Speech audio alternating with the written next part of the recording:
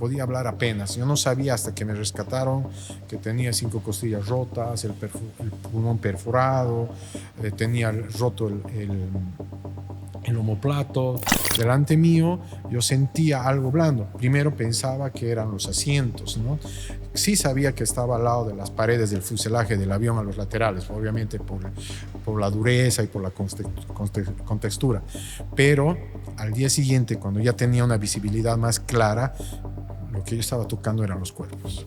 Escuché ese sonido de los del tigre. Exacto, del tigre amazónico, para que todos me entiendan mejor. Encendí la linterna y vi más o menos que estaba al frente mío en un árbol a unos 10 metros. Uy, ya estaba. O sea, estaba el tigre al frente de usted. Exacto. Hacían comentarios de cosas que evidentemente yo tenía, pero yo no las sabía hasta el día que se dieron el diagnóstico y de todas las cosas que tenía. Incluso entre ellas hablaban, no se tiene que echar de esa manera, tiene que echarse así. Y yo les hacía caso. ¿Cree usted en los ángeles? Sí, como te digo, soy una persona muy católica, creo bastante en Dios, en los ángeles.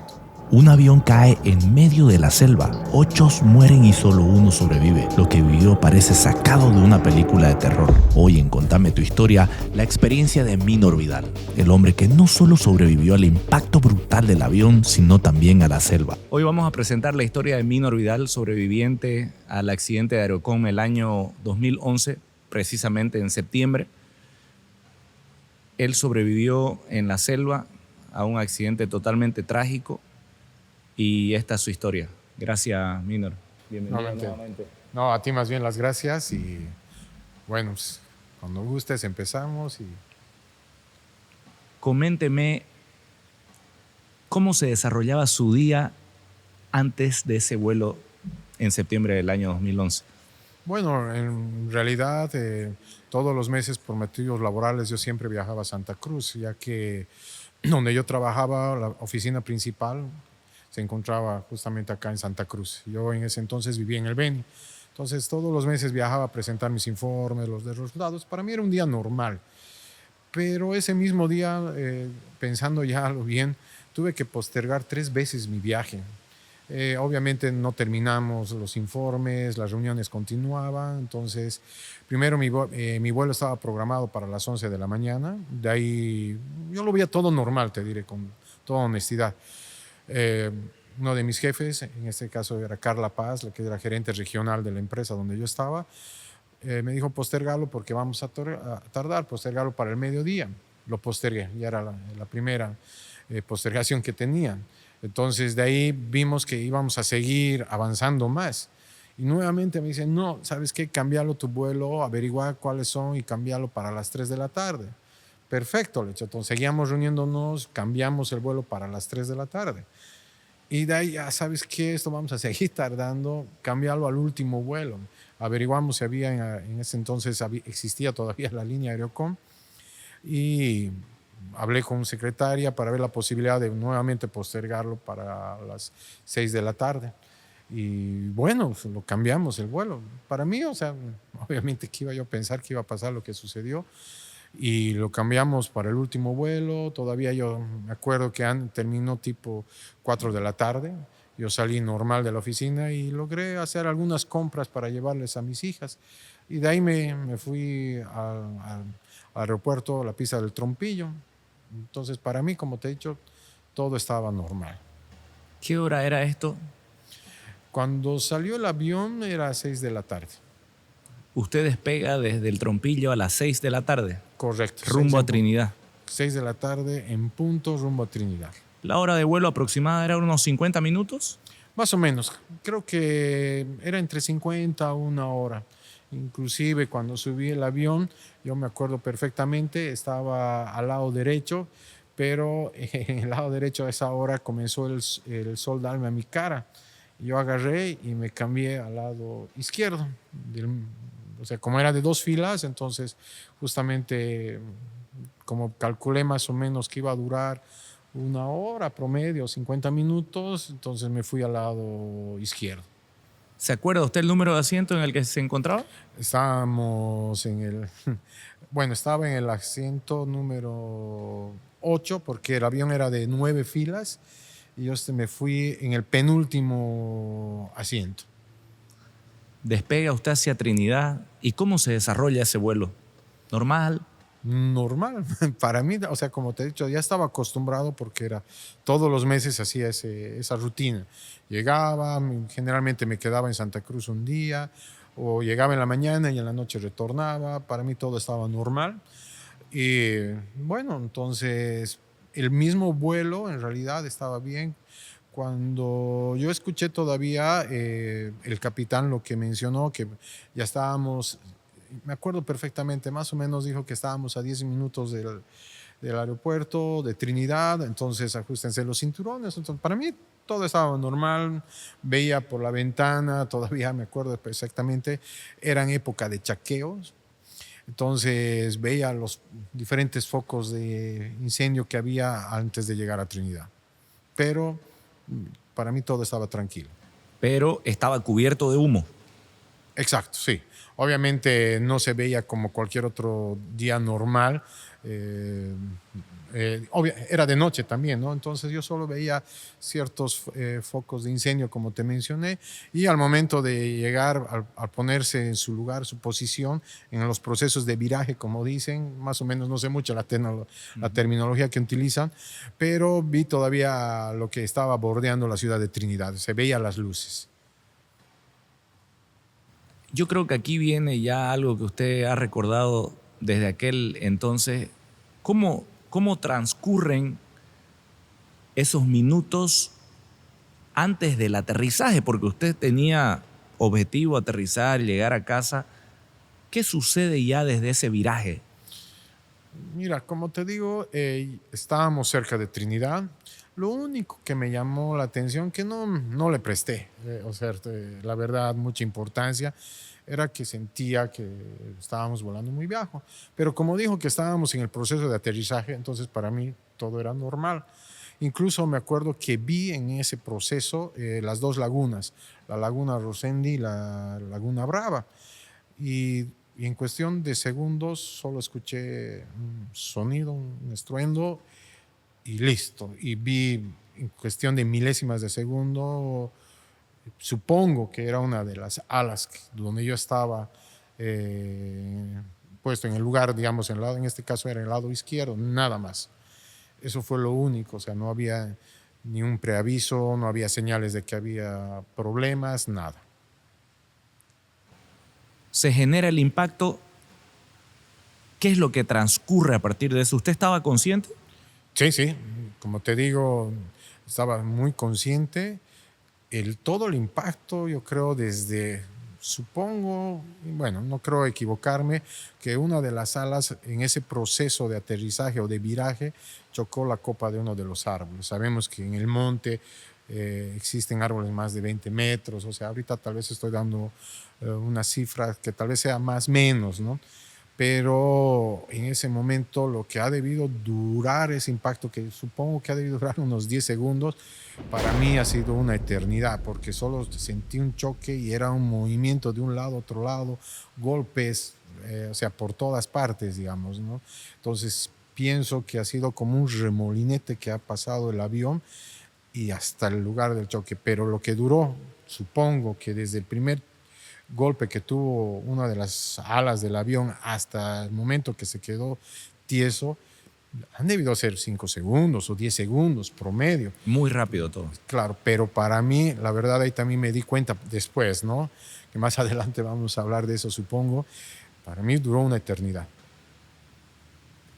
Impacta el avión. ¿Qué es lo primero que se le viene a usted a la mente? Que primero pensé que estábamos cerca. Entonces yo me puse en posición fetal desde el primer choque, o sea, ha sido un reflejo mío. Y bueno, como era todo oscuro, no se veía nada. Ese rato, cuando ya dejó de haber los impactos, los choques, etcétera, todavía creo que por el movimiento quedé un poco atontado. Y lo primero que se me vino en la mente por reflejo, no sabría qué decirte, lo primero que hice fue sacarme el cinturón de seguridad. Pero yo no sabía que en ese instante el avión quedó volcado, o sea que yo estaba boca abajo. Entonces yo me saqué el cinturón de seguridad o me desprendí y caí de cabeza.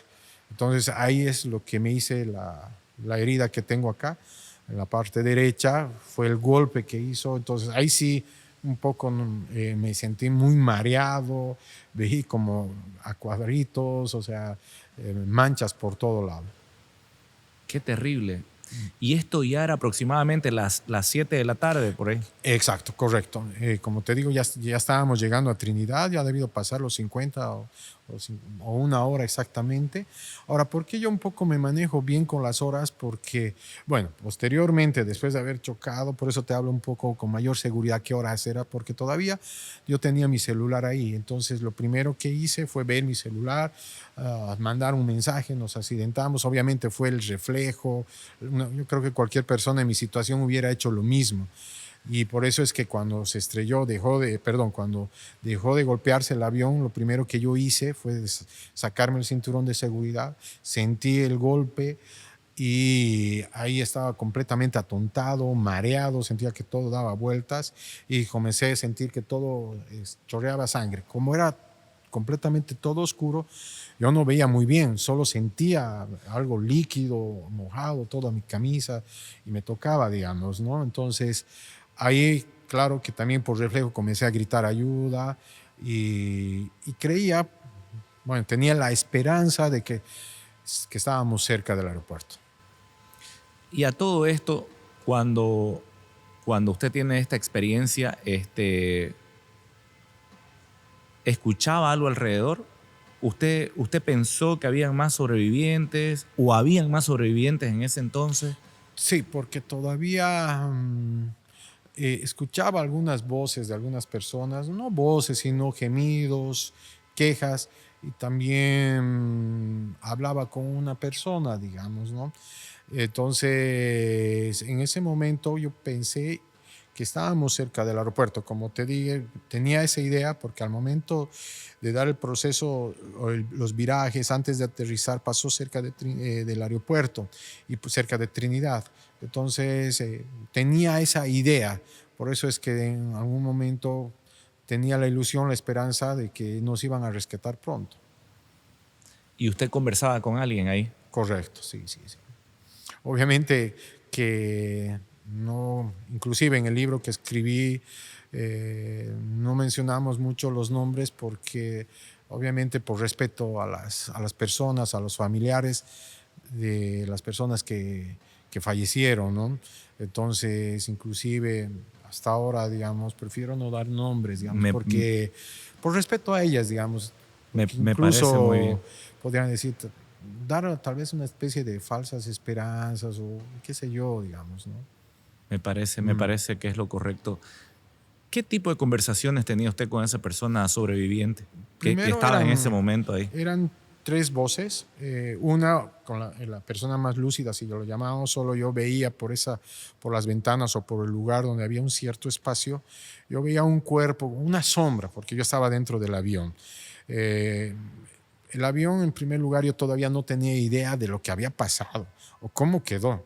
O sea, mi imagen que tenía en mi mente era que tuvimos un panzazo y listo, pare de contar, ¿no? Pero yo solo veía una sombra que se movía, que se sentaba y se paraba. Entonces era la persona más lúcida. Entonces yo le preguntaba, hablábamos con él, obviamente no como estábamos hablando ahorita contigo, ¿no? Apenas. Se sentía que, incluso yo, podía hablar apenas. Yo no sabía hasta que me rescataron que tenía 5 costillas rotas, el pulmón perforado, tenía roto el omoplato, tenía la herida de la cabeza. Claro que yo después que me rescataron y todo lo demás me enteré de todas esas cosas. Pero esa persona me decía que como existían ciertas explosiones, me daba miedo, porque yo juraba que como veía los chaqueos y el fuego que había antes de aterrizar, pensé que era un chaqueo y que el fuego iba a avanzar y que nos iba a quemar, porque estaba completamente encerrado en el avión. Yo no veía nada, solo sentía, palpeaba todo el lugar para saber más o menos qué estaba sucediendo, dónde estaba.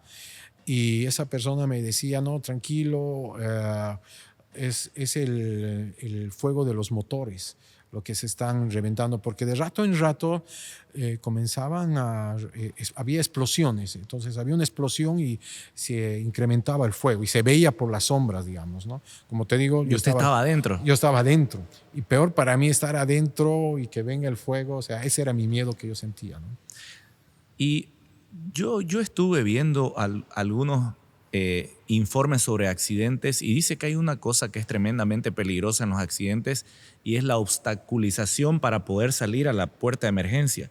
¿Esto estaba completamente bloqueado para poder moverse usted? Claro, porque yo honestamente, primero, no sabía cómo quedó el avión. Segundo, yo cuando me caí de cabeza, yo sentía, me puse en una posición que perdí la sensibilidad de mis piernas. Entonces pensé que me había roto la columna porque me pellizcaba mis piernas y no sentía nada. Y era porque me crucé todo el tiempo así.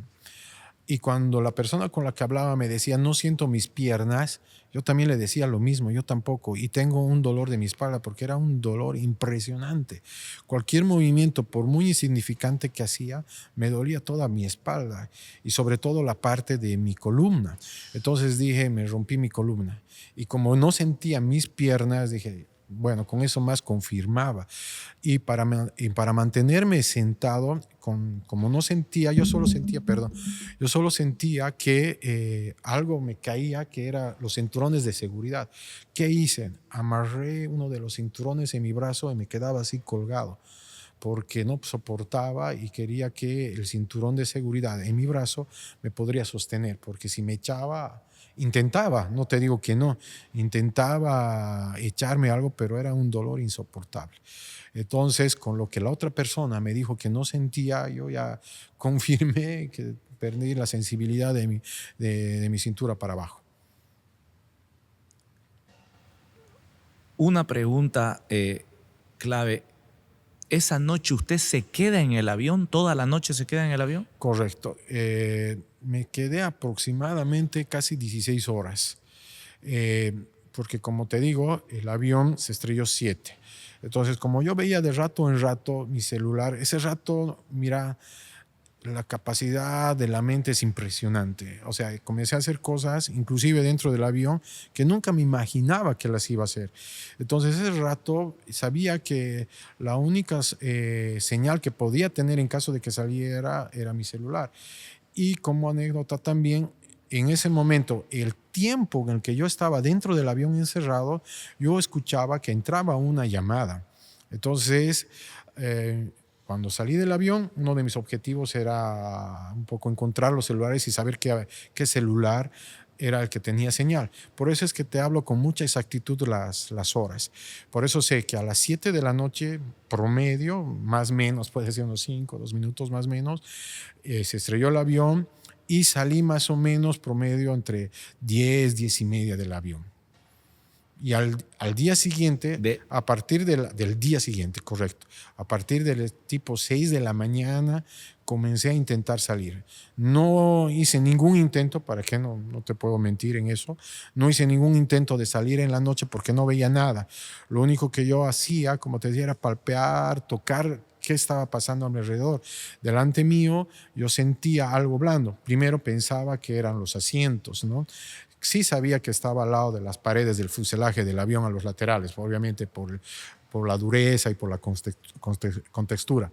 Pero al día siguiente, cuando ya tenía una visibilidad más clara, lo que yo estaba tocando eran los cuerpos. Bastante fuerte. Esa noche, Minor, la persona con la que usted o las personas con las que usted escuchaba se fueron desvaneciendo. Correcto. Bueno, primero te dije de una persona que hablaba, no de manera normal como estamos hablando, pero era el que me decía que ya nos van a venir a rescatar. Él también pensaba lo mismo que yo, que estábamos cerca del aeropuerto, ¿no? Y las otras dos personas en realidad, ¿cómo te puedo explicar? No es que hablaba como con la otra persona, sino eran quejidos de ayuda. O sea, era un algo que hasta ahora me queda grabado. En muchas entrevistas como las que tengo contigo ahora, me decían cuál es la parte o qué es lo que más le traumó de todo ese proceso. Una de las partes que me quedó bien marcado y me quedó traumado fueron justamente esas voces que pedían ayuda. No el temor, sino me sentía hasta ahora, digamos, impotente, la forma de cómo pedían ayuda, y después me di cuenta cuando salí cómo quedaron esos cuerpos. Entonces ahí me di cuenta que, verdad, esas personas sufrieron bastante. Claro, realmente era agonía, ¿no? Exacto, correcto. Era de sufrimiento, agonía. No es que gritaban, sino la decían en una voz muy, muy baja que les pidieran ayuda. Entonces iban desvaneciendo, desvaneciendo. Y un rato, con una de las personas con la que te comenté que estaba hablando, ¿qué es lo que sucede? Que un rato de esos yo oraba bastante y le decía rezaremos, y obviamente yo soy una persona muy católica. Comencé a rezar, a orar, pedir a Dios que nos proteja, rezaba al Padre Nuestro, rezaba Ave María todo el tiempo y le decía rezaremos, rezaremos. Y un rato de esos también, no sé, se me salió muy dentro de mí, descansaremos hasta que lleguen las personas o los escatistas. Y no, honestamente no sabría decirte qué tiempo habré descansado. No sé si era una media hora, una hora más o menos, ¿no? Cuando desperté le comencé a llamar por su nombre. Nos dijimos los nombres. Le pregunté Ya. cuál era su nombre. Él me dio, yo le di mi nombre y le comencé a llamar por su nombre. Y no me respondía y no me respondía. Y comencé a gritar, respondeme, respondeme, ¿dónde está? Y nada, y nada, y nada. Entonces yo después me di cuenta, por los informes que me pasaron, que fue la última persona, y por el estado en el que quedó, fue la última persona en fallecer. Es ahí que obviamente en la noche, en ese momento dentro del avión, cuando despertaba y cada rato le comenzaba a gritar, estás ahí, me escuchas, y nada, ya no reaccionó. Pensé que se había desmayado, pero ya al día siguiente ya me di cuenta que no fue así. Cuando usted me menciona que se desprende del avión, al caer, ¿usted queda ya sentado entre los fierros o seguía volcado? Disculpe la consulta. Bueno, cuando yo me caí de cabeza, ¿no? Como te he dicho, quedó volcado, y obviamente ahí me puse en posición, digamos. Ahí es donde recién me di cuenta que el avión quedó volcado. Exacto. Entonces, en ese momento, no sé qué tiempo, ha debido pasar una hora y media que me quedé así, con las piernas cruzadas, y ahí es donde me adormecieron y perdí toda la sensibilidad. Y quedé bastante tiempo así, más o menos desde las 7 hasta las 10 de la noche aproximadamente, promedio te estoy hablando. Posteriormente, como comencé a tocar los lugares, yo ya estaba sumamente cansado y mi espalda me mataba de dolor, ya no aguantaba. Entonces, como te dije, yo me sostenía a través de los cinturones. Y de ahí comencé a agarrar y dije, a ver, veré la manera de echarme. Y como estábamos, en este caso, volcado, el techo comenzó a ser el piso, ¿verdad? No sé si me dejo entender muy bien. Sí. Entonces ahí agarré con un cinturón con el que me sostenía, poco a poco, a bajarme. No te digo que fue fácil, o sea, en cada movimiento que hacía me dolía bastante. Y me eché. De ahí comenzaba a tocar, comenzó a hacer bastante frío, soplaba demasiado. Y bueno, no sé si era el clima o también la sensación, el miedo. Y al momento de tocar encontré una chamarra, era de cuero, me acuerdo. Y eso te digo porque al día siguiente sabía, una chamarra, y me la tapé. Entonces, y comencé, y así era, cada rato me dormía, me levantaba, me dormía y me levantaba. Nuevamente, toda la noche ese era mi proceso, descansaba. Cuando escuchaba algún tipo de explosión me daba miedo, otra vez a toda costa me paraba, veía, pero nada más, eso era lo único que hacía. Hay algo curioso que usted menciona, dice, cuando yo me accidento mando un mensaje, pero hay que poner en contexto que para el 2011 no había el WhatsApp, lo manda por SMS. Por SMS, exacto, justamente ¿Le a mi respondieron? familia. No, nada, porque como te digo, al día siguiente, cuando ya tenía visibilidad total y ya me di cuenta de todo, veía que no había señal. Pero yo estoy muy consciente hasta ahora que sí entró la llamada a algún celular, que no era mío, obviamente, porque llamaban, no era ni alarma ni nada, era la llamada a un celular.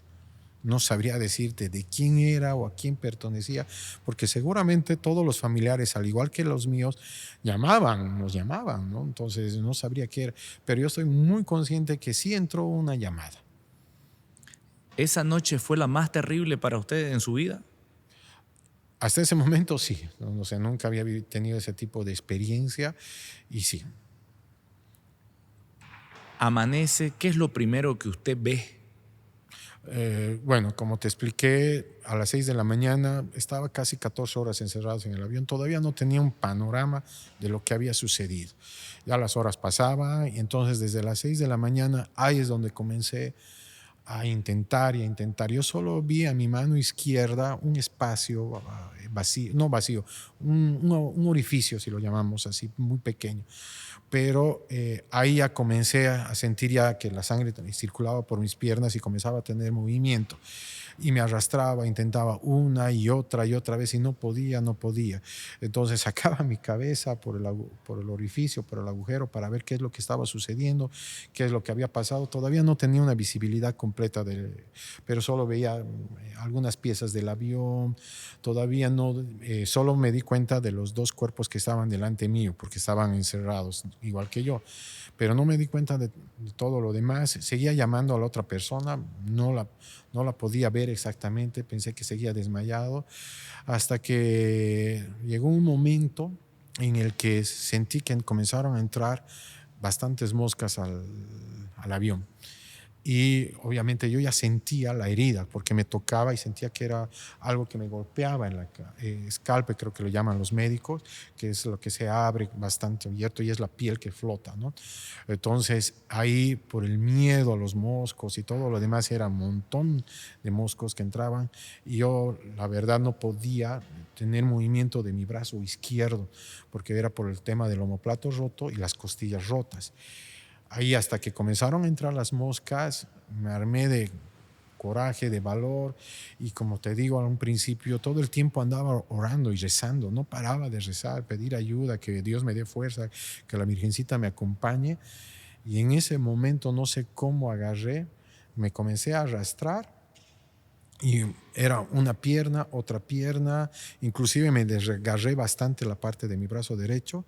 En el libro hay una foto que obviamente ya la vas a tener la oportunidad de ver, que tuve que doblar un fierro del avión al tratar de salir. En uno de mis intentos hice tanta fuerza que se me desgarró toda la parte del brazo derecho y ahí fue la única manera de poder salir. ¿Cómo supe salir? Como te he dicho, puse primero una pierna, después la otra, me doblé hasta donde pude, hasta chocar mi cabeza a las rodillas, grité de dolor y fue la única manera de poder salir. Y ahí es donde recién cuando salí, me levanté, vi todo el panorama desgarrador, he debido estar un minuto en silencio, no podía creer lo que vi o que esté pasando ahí, o sea, era un silencio total. Ahí recién es donde me di cuenta de todo lo que había pasado. ¿No habían sobrevivientes? Ahí es donde recién me di cuenta que no había ningún sobreviviente. Vi a la persona que me habló, me acerqué para ver y lamentablemente no respondía y ahí es donde lamentablemente me di cuenta que todos habían fallecido. ¿Y cómo me di cuenta también? Porque como te he dicho, salí del avión y estaba en mi cabeza de que escuché el sonido de un celular y que había señal en ese celular. Primero recé, pedí perdón a los cuerpos porque comencé justamente, no sé qué palabra utilizar, husmear, hurgar, revisar los celulares. Comencé a agarrar cada uno de los celulares que encontraba, ninguno tenía señal y por eso es que justamente apagaba y encendía en todo el proceso hasta el día que me encontraron, andaba encendiendo y prendiendo los celulares para darme cuenta que en algún momento un celular tenía que haber señal, ir por las horas, ¿no? ¿Cómo se desarrolla salir del avión y cuál es su método de supervivencia? O sea, ¿qué es lo primero que usted planea hacer? Bueno, en ese momento ya agarré, como te he dicho, la verdad, la mente humana es, no nos conocemos muchos de nosotros lo que podemos hacer y lograr. Me comencé a anular todo el miedo que tenía y directamente ya agarré y lo primero que agarré fue buscar, como te mencioné, los celulares. Comencé a buscar cosas que me podrían servir. Algo como no toda la parte izquierda de mi cuerpo estaba inmovilizado, o sea, mi brazo. Entonces comencé a encontrar cosas. En mi trabajo nos daban unos cintillos para agarrar las credenciales, donde yo tenía mis flash, entonces agarré ahí. Entonces lo primero que hice es colocar ahí mi brazo para que no se mueva. Posteriormente, como las moscas comenzaban a venir por el tema de la sangre, de los cuerpos, encontré unas chamarras que llamamos los rompimientos, que tienen una especie de llama, de malla, perdón, mejor dicho. Entonces, en ese momento yo sabía que fumaba y, bueno, dejé de fumar después del accidente y sabía que en algún lado estaba mi maleta y gracias a Dios encontré mi maleta, encontré el encendedor y rompí la chamarra. Entonces utilicé esos rompevientos como malla para que ya no se me entren a mi cuerpo, a mi cabeza en este caso. Posteriormente comencé a buscar cosas que me servían.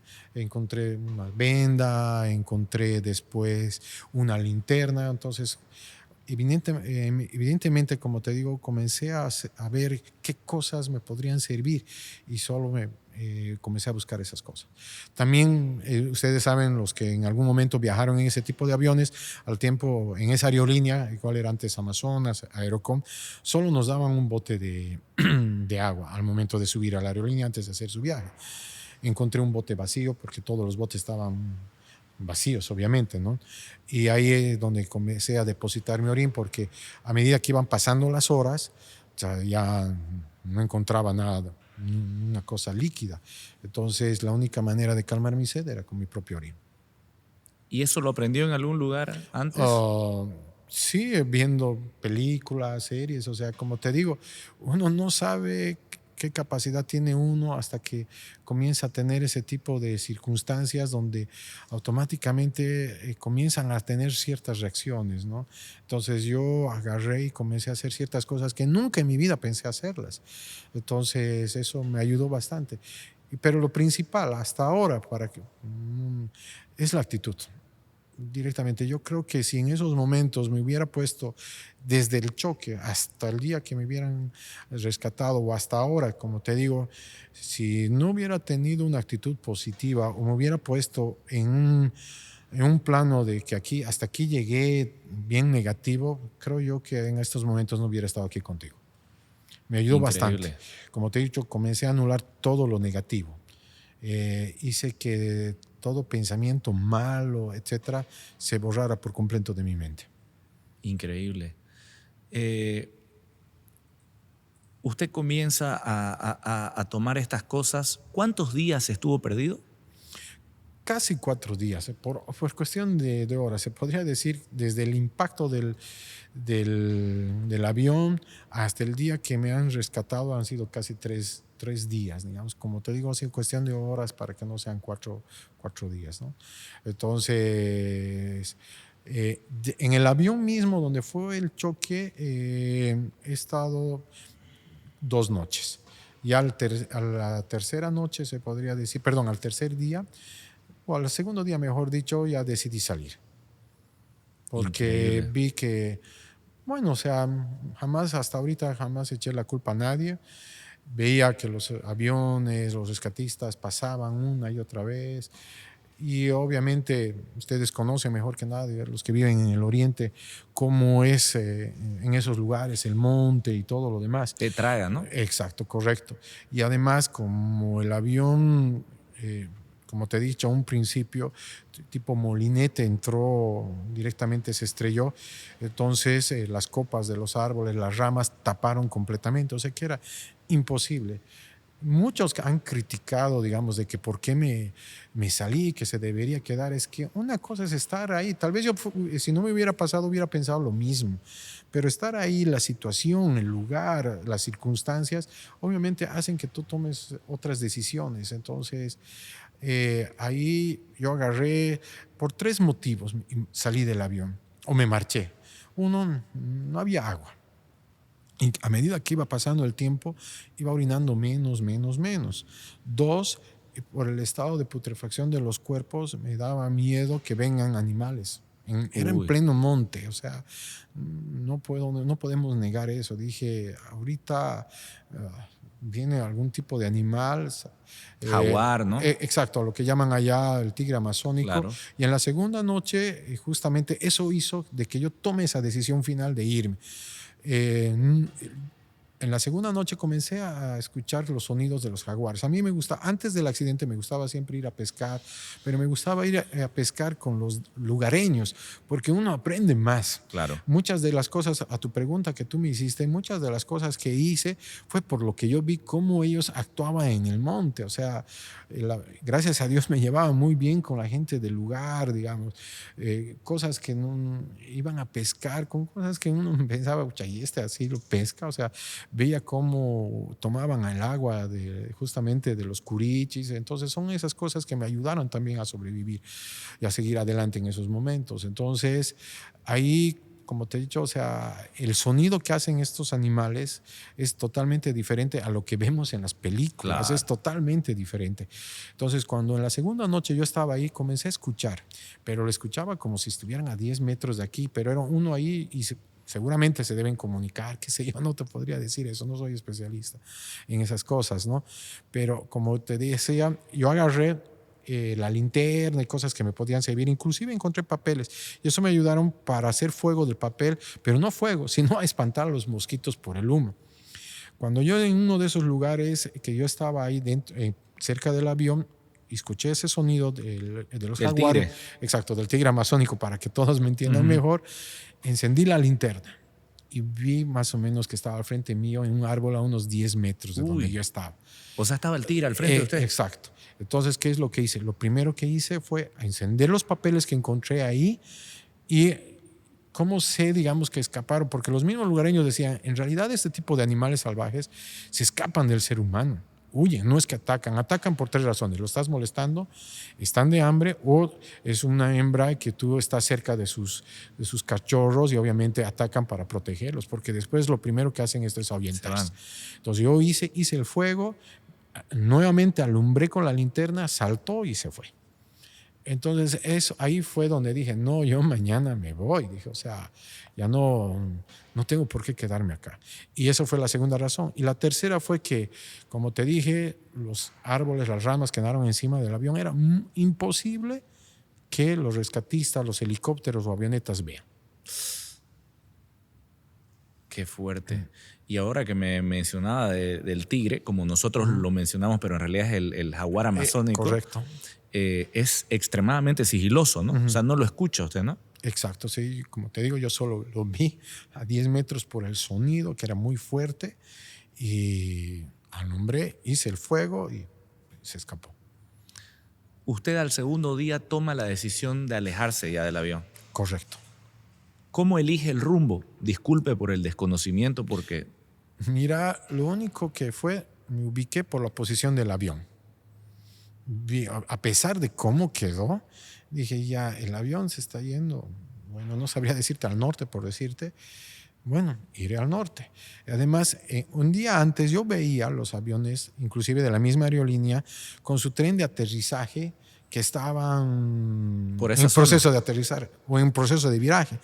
Entonces dije, me fijaba en el cielo, allá. Entonces es por ahí. Pero al principio, cuando todavía yo estaba en el avión, solo me ubiqué por la posición del avión. Un día antes, cuando salí, yo daba vueltas en el avión. Era muy difícil moverme, totalmente difícil por los matorrales, por las lianas, por las enredaderas. Entonces yo agarré y dije, bueno, me voy por ese lugar. Porque vi el posición y dije, entonces el aeropuerto Trinidad en este caso está por ahí, entonces yo me voy. De esa manera tomé esa decisión de irme y por dónde irme. No tenía brújula, no sabía ni dónde estaba exactamente. O sea, dije, bueno, que Dios me bendiga, recé, como te decía, todo el tiempo andaba pensando en Dios y que me oriente. Y era la única manera. Y como veía los aviones de la misma aerolínea con el tren de aterrizaje, entonces agarraba. Y en ese proceso desde que salí en el avión, mira, no voy a decir, tampoco tengo por qué mentir, no es que he caminado kilómetros.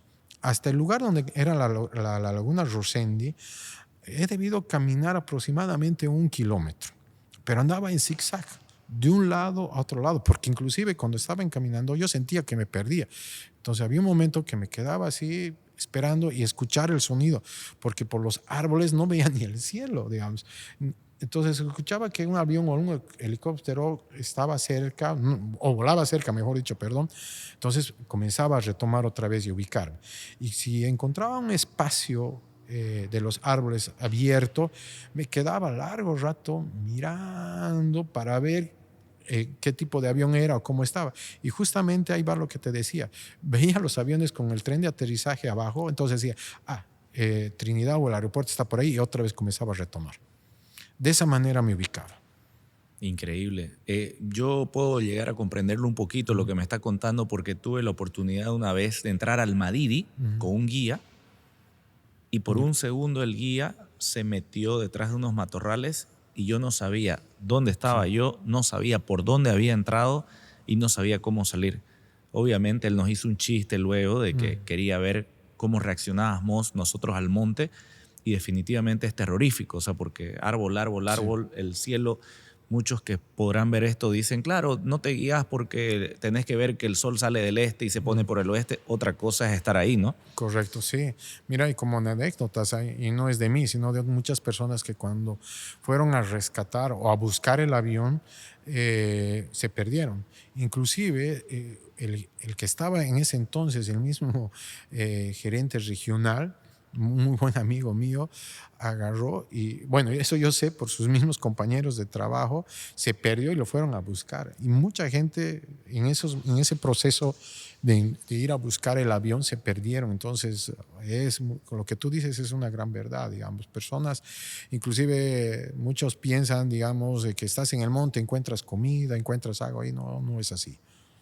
¿De qué se alimentaba? La verdad no, no comía nada hasta el día que obviamente me rescataron. Inclusive cuando me rescataron todavía no seguía, casi después de 2 o 3 días recién. Es como anécdota, algo chistoso por decirte, estaba con sobrepeso, estaba muy gordito. Me atendieron todo tipo de médicos y una nutricionista, me acuerdo en Cochabamba del Hospital Los Olivos, dijo, por esta única vez, el sobrepeso la ha ayudado. Entonces mi organismo comenzaba a consumir, porque no comí. Y me enflaquecí. Mira, en ese entonces he debido pesar arriba de 90 kilos. Hasta el día que salí del hospital bajé hasta 73 kilos. Increíble. ¿Usted tuvo algún tipo de alucinación estando en el monte? ¿Algún día que le hablaban o escuchaba algo o pensaba en algo? Sí, la verdad, inclusive en el libro que te dije que escribimos, en ese momento, yo quedé impresionado, y reitero, la capacidad de la mente. Yo, como te decía, cuando me rescataron y en el hospital recién me enteré todo lo que te he dicho, las costillas rotas y todo lo demás. Hasta perdí la visibilidad de mi ojo, o sea, del ojo derecho por la sangre, etcétera, ¿no? Pero en ese momento habían dos voces o dos personas que hablaban entre ellas y que me hablaban. Obviamente no hacían oraciones completas, solo decían, por ejemplo, y no era cuando dormía, inclusive cuando andaba de ir a un lado a otro lado. ¿Lo acompañaban a usted? Me acompañaban directamente, agarraban y decían entre ellos, no. O cuando me descansaba o me echaba, decían, no se tiene que echar así. Y mencionaban, sus costillas están rotas. No, tiene que hacer esto, tiene que andar por ahí. Inclusive me hablaban a mí. Como te digo, algunas personas pueden decir te está delirando, no sé, pero a mí me quedé impresionado porque hacían comentarios de cosas que evidentemente yo tenía, pero yo no las sabía hasta el día que se dieron el diagnóstico y de todas las cosas que tenía. Incluso entre ellas hablaban, no se tiene que echar de esa manera, tiene que echarse así. Y yo les hacía caso. ¿Cree usted en los ángeles? Sí, como te digo, soy una persona muy católica, creo bastante en Dios, en los ángeles y todo.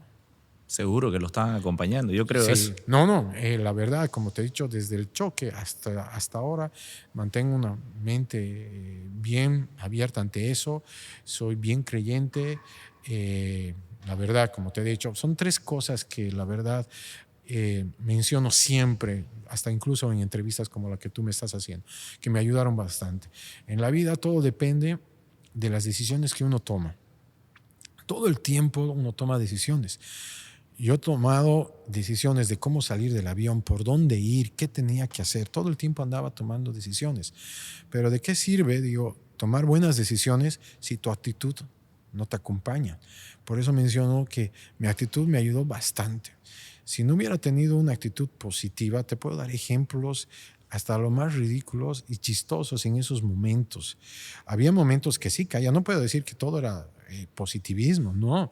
Había momentos en que cuando yo ya no podía andar, como te he dicho, solo he andado un kilómetro, pero en zigzag, ¿no?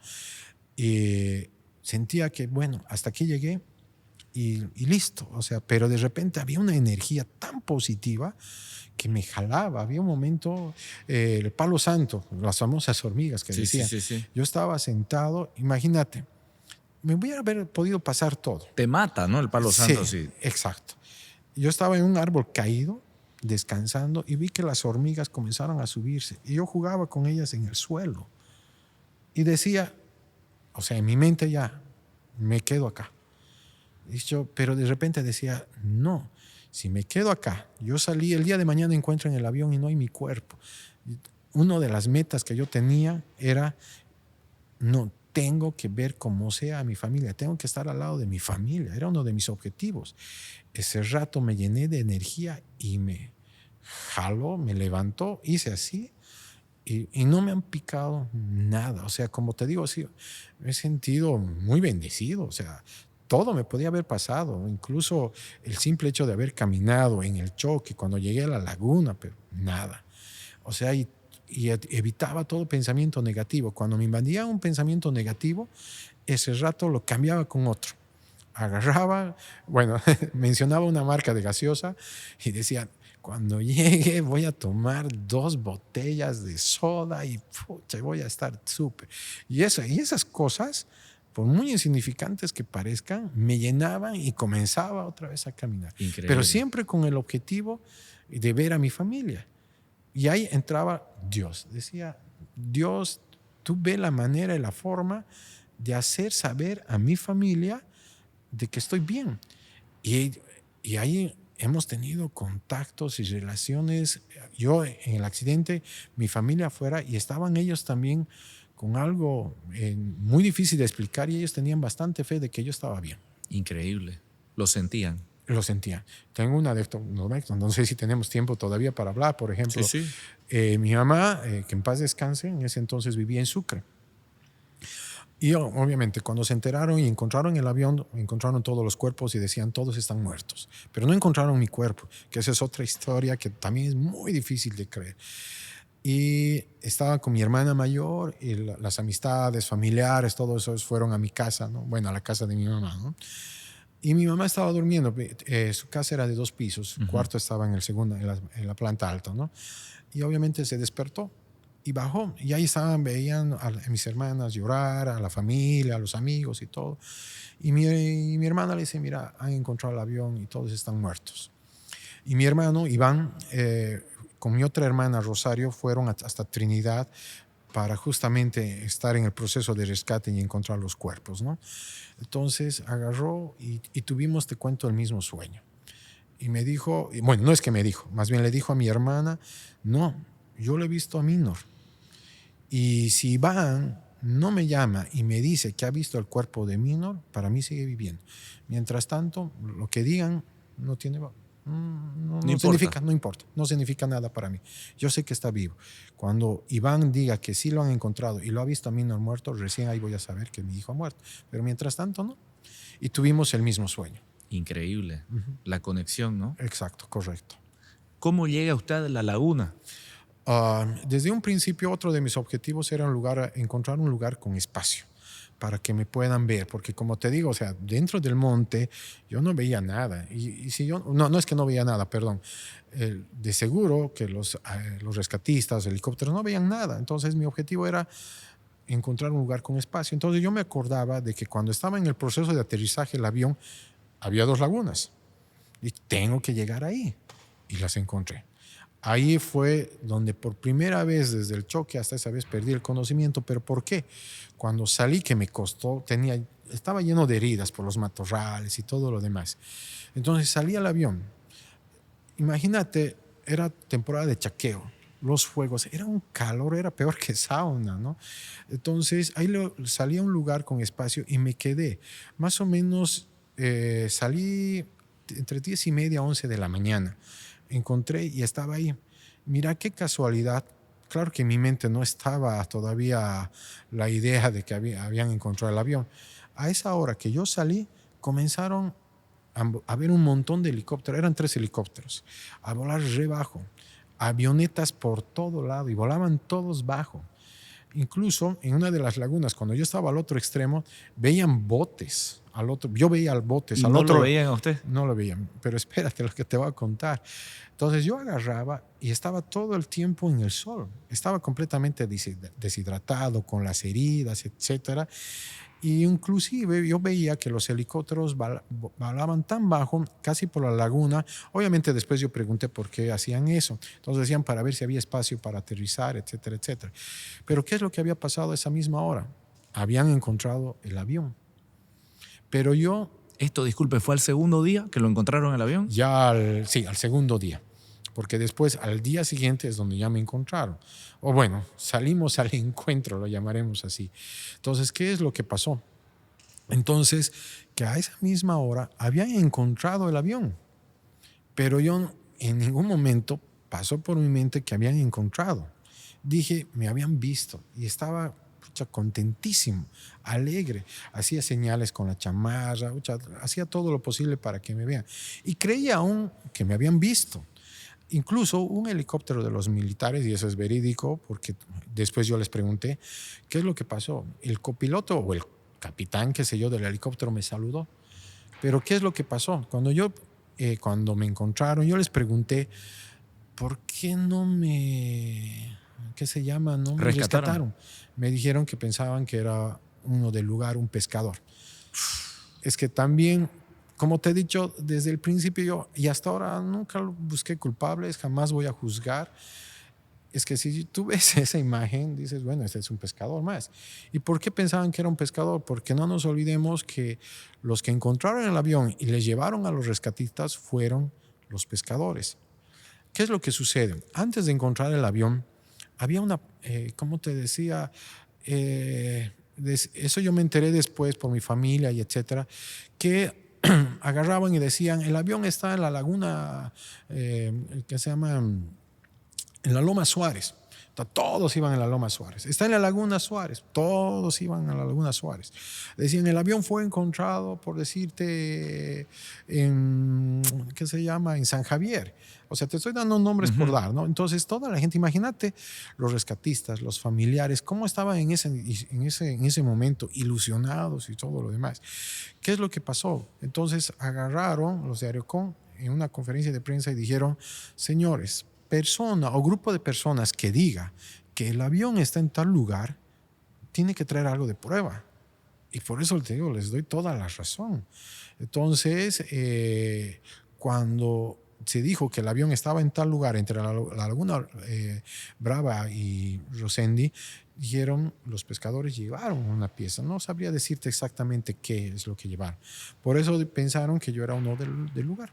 Por eso que jamás critiqué, jamás juzgué, ni nada. Por la misma situación de cómo se estaban dando las cosas. Increíble. ¿Cómo es el proceso de su rescate? Eso ya fue al tercer día, digamos, ¿no?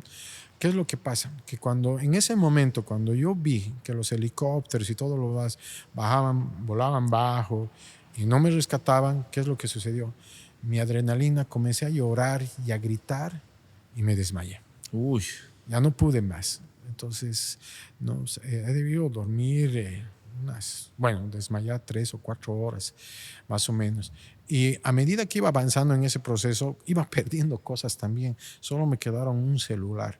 Entonces, con el celular yo me daba cuenta qué horas era. Entonces, Pero no tenía señal tampoco. Tampoco había señal. Entonces, yo veía al frente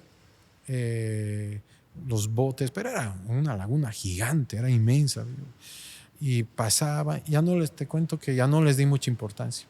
Inclusive me costó llegar hasta la orilla de la laguna. Primero había los cañuelares para llegar a la laguna, pasaba los cañuelares, estaba el tarope seco. Hasta en eso tuve una bendición y una suerte porque me arriesgué. Hasta para tomar agua, porque yo veía el agua y dije, no, tengo que hacer algo. Y me fui directamente hasta la laguna, pero no es que estaba el agua ahí cerca, estaba el tarope seco. Debajo del tarope seco, como me explicaron y me decían como te digo, los comunarios, que por debajo del tarope seco hay agua todavía. Entonces, una mal pisada, un sitio, no sé, se me podía hundir como pantanoso, si lo llamamos así. Igual, comencé a andar por el pantano, no por el pantano, por el tarope seco. De ahí estaba el tarope y después del tarope estaban las aguas. Pero yo ni queriendo me iba a animar hasta donde estaba el agua. Y yo veía las cabecitas de los caimanes, de los lagartos. Solo yo veía y dije, bueno, entonces solo me animé a meterme al agua que se entraba hasta mis rodillas, al tarope. Y además eso fue lo que yo veía en los lugareños. Agarraban, hacían a un lado el agua y tomaban. Entonces, ¿qué yo es lo que hice? La botella lo dejé allá. Agarré la botella, digamos que este es el pico de la botella. Yo agarraba la polera y lo utilizaba como filtro. Lo metía adentro y obviamente no es que chorreaba agua completamente o 100% filtrada. Claro. Y comenzaba a tomar eso. Pero siempre mirando de reojo a los caimanes. Siempre veía sus cabecitas y todo lo demás. Nunca he visto, pero yo sabía que entre los taropes y todo lo demás había la famosa sicuri, que eran las anacondas. No las he visto, pero yo andaba un ratito nomás y volvía a salir, o sea, por miedo, digamos. Y volvía a un lugar que en estos momentos no me viene el nombre de la cabeza, que utilizan los cazadores, que arman de chapapas y utilizan para cazar. Entonces ahí encontré un lugar y ahí agarraba, ponía mis cositas, los llamaremos así, para evitar, digamos, el sol y todo lo demás. Entonces ahí pasaba las horas y eso era, como te digo, veía los helicópteros. Hasta ese momento, hasta el día que me encontraron, recién me enteré que a esa misma hora encontraron el avión. Y en esa chapapa yo armé mi cuartel, no sé, mi lugar para descansar y todo lo demás. ¿Y qué es lo que pasó? Más o menos tipo 8 de la noche, más o menos promedio, comenzó a llegar sur. Entonces ahí, pero antes de eso, ¿qué es lo que pasa? Imagínate la laguna, igual que aquí en Santa Cruz, hay horas en que aparezcan, no sé por qué, la naturaleza de los mosquitos. Y yo decía, no, aquí me van a matar los mosquitos. ¿Y qué es lo único que hice? Me comencé a llenar de barro. Todo, me ponía en mi pantalón, en mi camisa, llenito de barro, para que no me maten de picadura los mosquitos. Entonces esas cosas comenzaba a hacer y no es que vi, directamente me venían en la cabeza qué es lo que tenía que hacer. ¿Nunca perdió la esperanza usted? No. ¿Para qué? Jamás. Porque, como te he dicho, tenía un objetivo. Y mi objetivo era volver a ver a mis familias. Y sí o sí. Entonces, ese objetivo, esa meta que yo tenía, más mi actitud y el de no perder la fe y la esperanza, me mantenieron vivo. Y ese era. Y luché por eso. Agarré, no. Me van a encontrar y me tienen que encontrar. Y al día siguiente decía, como yo las veía re lejos, no. Mañana me levanto y voy a comenzar a bordear la laguna hasta llegar hasta el lugar donde están esas personas que van desembarcando o poniendo los botes a la laguna. ¿Cómo sucede eso previo ya a que lo encuentren? Bueno, como te he dicho, es otra historia. ¿Qué es lo que sucede?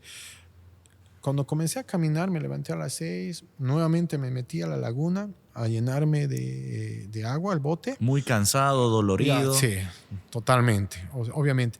Y los dolores eran cada vez más intensos, entre comillas, pero igual. Yo seguía aquí con el brazo inválido, con la máscara o la chamarra en mi cabeza. y comencé a caminar nuevamente, pero ya no por la laguna, porque me daba miedo que me hunda. Entonces salí al monte, mejor dicho, me entré nuevamente al monte, pero sin perder de vista la laguna. La laguna. Entonces iba bordeando, pero a medida que iba avanzando, comencé a escuchar un cántico. Y dije, bueno, ¿qué será? Hasta ya un momento ya pensé que era mi mente la que me estaba jugando sucio por el cansancio, la fatiga, etc. Pero a medida que iba avanzando, escuchaba más fuerte ese cántico y escuchaba que golpes a los árboles que iban talando, mejor dicho, perdón. Entonces, uno de esos ratos me metí otra vez a la laguna. Salí del monte y me metí a la laguna, ¿no? Y ahí veía a lo lejos unas manchitas azules con algo blanco en la cabeza. Y las veía re lejos. Otra vez me metí al monte y comencé a bordear la laguna. Y cada vez era más fuerte, cada vez era más fuerte, más fuerte, más fuerte. Hasta que de repente me animé a salir otra vez. Cuando de repente, primero en ese proceso pensé, no creo, creí que era ¿cómo se llama? La Loma Suárez. No nos olvidemos que en Trinidad, la Loma Suárez, está la Naval, que estaban los Diablos Azules. Dije, ¿será? Dije, no puedo creer que haya caminado tanto, imposible. Pero obviamente nuevamente me entró la ilusión que pensé que estaba cerca de la Naval. De la Naval. Obviamente todo era deducciones, ¿no? E ilusiones. Y salí. Cuando vi que no era así, como te digo, vi a unas personas así de azul, con las salvavidas. Claro que todavía no pensé que eran los salvavidas, y estaban de blanco. Y comencé a gritar nuevamente señales, y tú puedes buscar en YouTube y ahí se ve, obviamente. Y pusieron los botes, y la verdad había un camarógrafo, y si no era el camarógrafo, se estaba yendo en sentido contrario. Y el camarógrafo hizo un zoom y ahí se escucha en el video exacto. Yo la recuerdo esa toma. Esa es imagen. Así de lejos. Increíble. Ahí es donde justamente, como dicen, en realidad se encontraron. ¿Qué es lo que siente usted al saber que ya lo habían encontrado? Mira, es muy difícil de explicar. Era una sensación... alegría, tristeza, depresión, era un conjunto de sentimientos que se encontraron en ese momento, ¿no? Con decirte que al momento que me encontraron, ya las voces desaparecieron, puse el primer pie al bote y como te decía al principio, sí sentía dolores, pero no eran tanto como en el momento que sentí en ese instante. Pisé el bote y toda esa adrenalina, toda esa fuerza, es como si se hubieran esfumado, es como si hubieran dicho, listo, hasta aquí cumplimos, ahora depende de vos, digamos, ¿no? Me vinieron los dolores, o sea, un sinfín de cosas, pero yo sabía que todavía había mucho que recorrer, ¿no? Entonces, el trayecto y todo lo demás, ¿no? Y me acuerdo, lo besé al soldadito que me rescató, lloraba y todo el tiempo les decía gracias, gracias, gracias. Todo el tiempo les agradecí. Creo que literalmente ahí es donde uno dice, me cayó la ficha, ¿no? Literalmente ahí te diste cuenta de lo que habías pasado, lo que estabas viviendo. Correcto.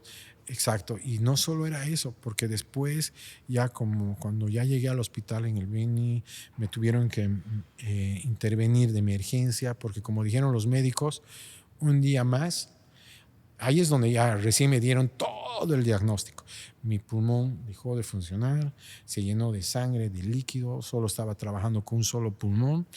Se infectó la herida, este ojo ya comencé a perder la vista. Dije, un día más y vale saber qué es lo que hubiera pasado. Yo me recuerdo claramente la imagen saliendo usted con todo esto abajo, su ojo súper hinchado. Fue un escenario terrible, la verdad, ¿no? Que luego de ahí decían, si le viene una infección lo puede matar, ¿no? Claro, y en realidad sí, o sea, como te he dicho, en ese momento aparecieron todos los malestares y todo, me intervinieron inmediatamente en el hospital y al día siguiente de emergencia porque no reunían los requisitos, digamos, del hospital. Ellos mismos son conscientes, ¿no?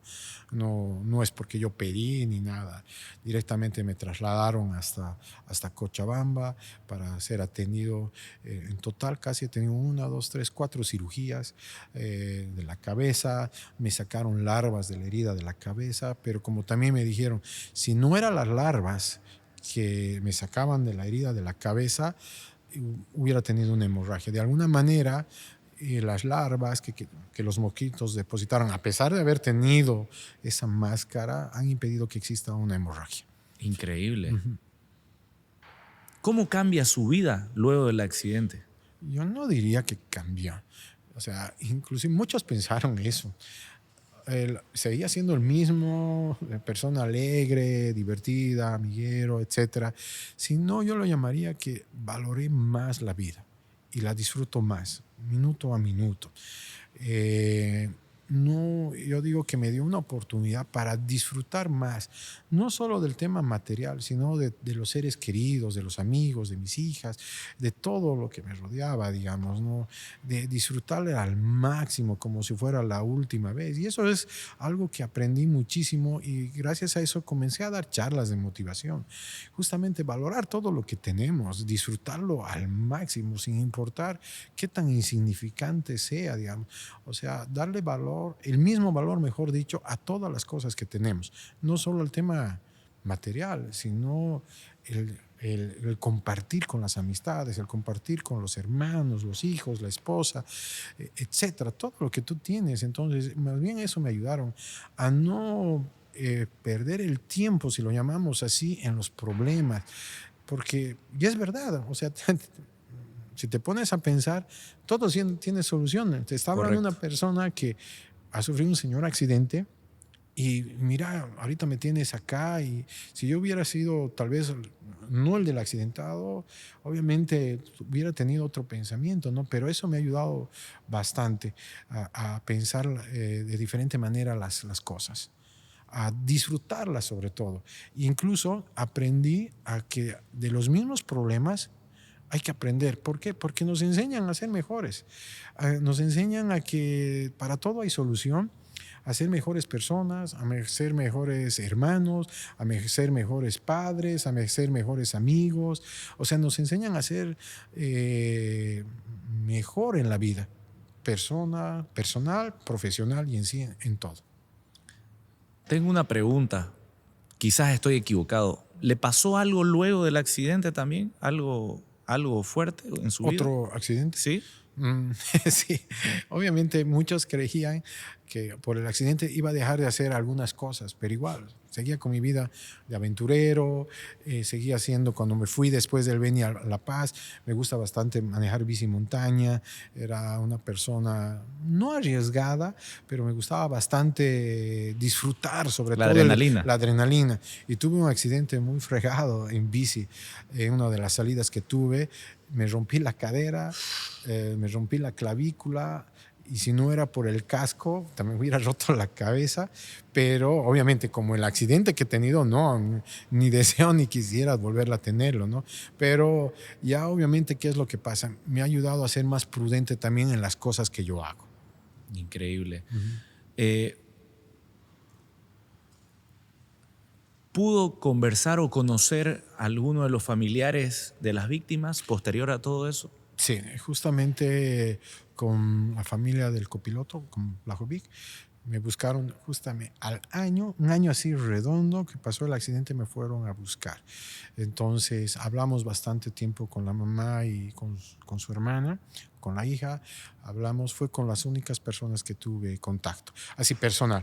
Después sí había otras personas que se contactaban conmigo a través del Face o alguna llamada o algún mensaje, pero así personal que me haya sentado y haya conversado han sido con las únicas personas. Yo recuerdo que cuando sucede esto sale un informe preliminar y aquí quizás usted me va a corregir y dicen que la principal causa del accidente fue fatiga de la tripulación. ¿Esto era cierto? ¿Al final salió ese reporte? Sí, obviamente, como te he dicho, desde el día que tuve el accidente o que me rescataron hasta el día que salí del hospital hasta ahora, al menos en mi parte, no traté de buscar los motivos, ni inclusive me vinieron a buscar un montón de personas, la policía, la fiscalía, la Fuerza Aérea, la Dirección de Aeronáutica Civil, y todos me decían, sobre todo los especialistas en aviación, como te digo, yo no soy entendido, ¿no?, en esto, pero supuestamente decían que el 80% de los accidentes, o tal vez más, es a consecuencia por sobreconfianza. Pero como te dije, yo jamás quise tocar ese tema, y ahí es donde viene el tema de que yo quiero solo disfrutar, y eso fue lo que pasó. Desde ese día que estaba en el hospital, me puse en la mente, gracias a Dios, sabe, el único que sabe el por qué se dan las cosas es el de arriba. O sea, te hablo de Dios. Y si Él hizo que yo esté acá en estos momentos, Él sabrá por qué. Al final de cuentas, ¿qué voy a ganar? Saber cuáles fueron los motivos o por qué se dio, digamos. Supongamos que alguien me dice, fue por esto. O sea, Ya no, ya estaba. ya está. O sea, no hay vuelta que dar, digamos. O sea, no voy a ganar nada. Inclusive, mira, me vinieron a buscar un consorcio de abogados de Estados Unidos. No te miento, me trajeron todo su legado, su historial de los casos que habían ganado. Para sacarle plata a la aerolínea. No a la aerolínea, sino había sido una empresa especialidad o consorcio de abogados especialistas en hacer juicios a la empresa que había fabricado el avión o el motor. O sea, no era la aerolínea, sino Increíble. al fabricante. Y nosotros agarramos y dijimos, no, yo no... Que muera esto aquí, digamos. Exacto, correcto. Y hasta ahora nos mantenemos así. Mi ex esposa, yo soy divorciado, pero por ejemplo, con ella decíamos, no, vamos a disfrutar tu presencia, ella me dice eso, y eso es lo que vamos a hacer hasta ahora. Y lo hacemos. Ya, buenísimo. Quiero poder resaltar aquí que Minor Vidal escribió este libro que me acaba de regalar. Muchísimas gracias por eso. No, a ti. El noveno pasajero, por si ustedes quieren leerlo, conocer su historia a profundidad. Seguramente que aquí usted narró todo, ¿no? Claro, ahí están. En realidad, lo interesante es de que en realidad, ¿cómo salió la idea de escribir el libro? En ese entonces, mi ex esposa Mariela es la que en realidad ha escrito. ¿Y cómo salió la idea? Porque mucha gente el psicólogo, yo fui atendido por todo tipo de médicos, traumatólogos, oculistas, etcétera, ¿no? Y el psicólogo agarró y digo, tiene que hacerle hablar todo el tiempo. Agarren una grabadora porque es importante que siempre recuerde. Perfecto, digamos. Entonces, la gente cuando íbamos siempre nos veían grabando, y ella comenzó a grabar, y de ahí nació la idea de escribir. Entonces, ella escribió el libro, y yo lo corregía, esto era así, era así. Entonces, ya tú vas a ver, es una lectura fácil de entender. Pusimos imágenes. Veo que hay unas fotos inéditas aquí, ¿no? Exacto, pero no quisimos tocar el tema amarillista morboso. Sí, por respeto a las personas, como te mencioné a un principio. Fue con la intención de agarrar, de que la persona que esté leyendo se meta en la historia, y al ver esas fotos recién pueda entender exactamente qué es lo que pasó y cómo sucedió y cómo quedó el avión, ¿no? Para que un poco agarre más la historia. Quiero darle las gracias, Minor, por darme la oportunidad de poderlo conocer y poder haber conocido su historia. Muchas personas me la sugirieron. Como le dije inicialmente, yo tenía el deseo de poder encontrarlo. Creí que no lo iba a hacer. Muchas gracias por esta oportunidad. No, a ti más bien la oportunidad de estar acá contigo presente, contar una parte. O sea, mucha gente piensa que ya no quiero hablar o que tengo traumas. No, más bien no soy de esas personas que dicen en una reunión social, hey, aquí yo soy el que está accidentado. No, si se da bien, y la verdad, para mí es un gusto estar acá contigo, inclusive en las mismas charlas que doy. La idea es poder ayudarles con algo a la gente, a que un poco cambiemos más hoy día, que pasamos por una situación de cosas, como te digo, las tres cosas: de no perder la fe en Dios, que es lo principal, y siempre tener una actitud positiva ante todo. Increíble. Muchísimas gracias. No, más bien un gusto. Gracias. Para cualquier cosa estamos acá. Gracias, de verdad. Gracias por su tiempo. Muy amable. No, a ti. Buenísimo. Gracias, chicos. Gracias. No, bien, a ti. Increíble, pucha.